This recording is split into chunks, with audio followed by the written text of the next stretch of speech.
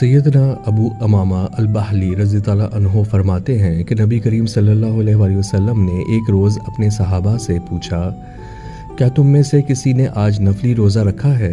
سب خاموش رہے، اور سیدنا ابو بکر رضی اللہ عنہ نے فرمایا، اے اللہ کے رسول صلی اللہ علیہ وآلہ وسلم، میں نے آج روزہ رکھا ہے۔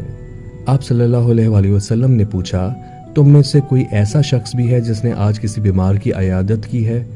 تمام صحابہ خاموش رہے، اور سیدنا ابو بکر رضی اللہ عنہ نے کہا، جی ہاں اے اللہ کے رسول صلی اللہ علیہ وآلہ وسلم، آج میں نے ایک مریض کی عیادت کی ہے۔ نبی کریم صلی اللہ علیہ وآلہ وسلم نے پوچھا، کیا تم میں سے کسی نے آج صدقہ کیا ہے؟ تمام صحابہ خاموش رہے، اور ابو بکر رضی اللہ عنہ نے کہا، جی ہاں اے اللہ کے رسول، میں نے آج صدقہ کیا ہے۔ نبی کریم صلی اللہ علیہ وآلہ وسلم ہنسنے لگے اور بہت زیادہ ہنسے۔